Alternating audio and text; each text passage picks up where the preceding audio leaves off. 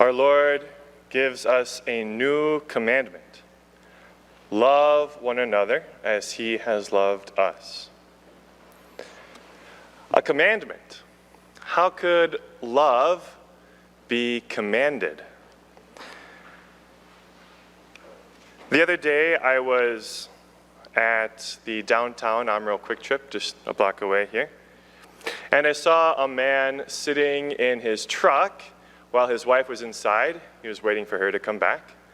And within the truck, there were 3 large dogs.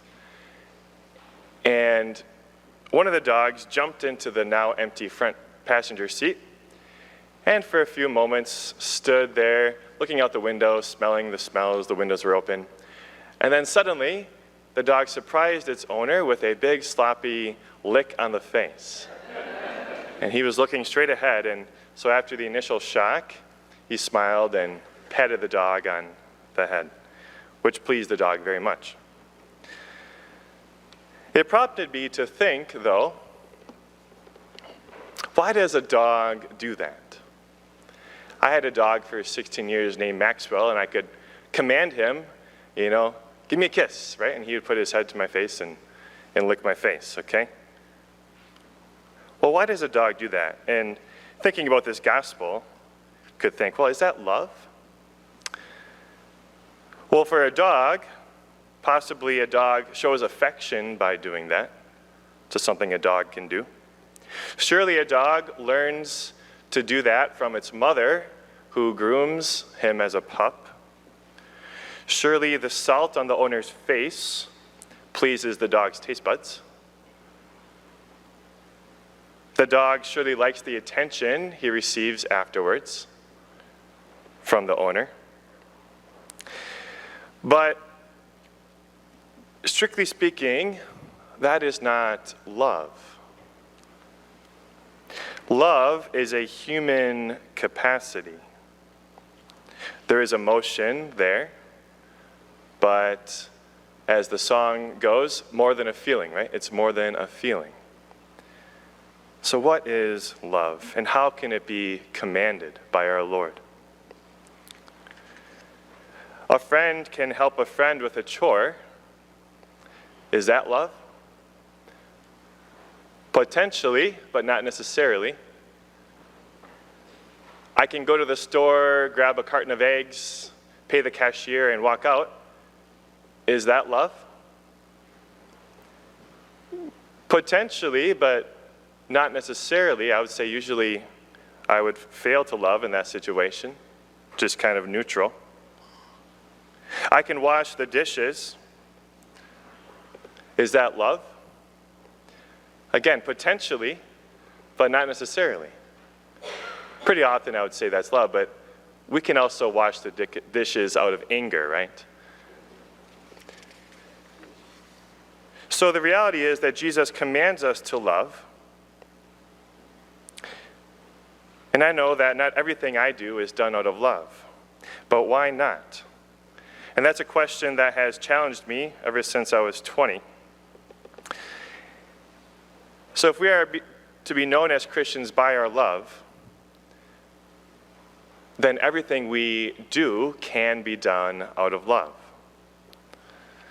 So let's get to the heart of what is love. I mentioned when I was 20 something happened. Well, I learned a teaching from St. John Paul II about love that changed my life. St. John Paul II, the Pope 3 times ago, described love in 4 levels. Love as attraction, love as desire, love as goodwill, and love as self-gift. Attraction, desire, goodwill, self-gift. Love as attraction means that we see something good, true, and beautiful in the other person. We are drawn to another. And I'm not just talking about romantic love. Rather, attraction to what is good, true, and beautiful in another helps us to see others as people who have their own goals and thoughts, instead of seeing others as objects, either in our way or objects to be used. You pick out an outfit Not for people to be attracted to the outfit, but to be attracted to yourself, right? To be drawn to the person. Then, love must develop from that into love as desire. So now we see what is true, good, and beautiful in another, and we think that it would be good for ourselves, and so we desire it for ourselves. It helps us recognize we don't exist as isolated individuals, but rather in community. Desire helps us realize that we need one another. That's good. Yet the issue with love as desire, which in itself is good, it can get twisted. We get in trouble then with focusing only on desire so that it becomes use. We can get trapped in using other people, using someone's body or someone's image to satisfy pleasure, or using the cashier to get me my carton of eggs in a rush, or using that friend just to get a chore done, or using someone just to hang out. Use, St. John Paul II taught, is the opposite of love. Love as desire then needs, because of that, to develop further into love as goodwill. Love as goodwill means I want what is good for the other. I choose to want what is good for the other. I will what is good for the other. This is very important because it helps us understand this commandment of our Lord to love. To will the good of the other helps us also to see how we can love our enemies. It's so easy to forget that love is more than a feeling, although feelings are also proper to love, but not essential. Because how am I supposed to love that relative who bothers me so much? How am I supposed to love someone like Vladimir Putin?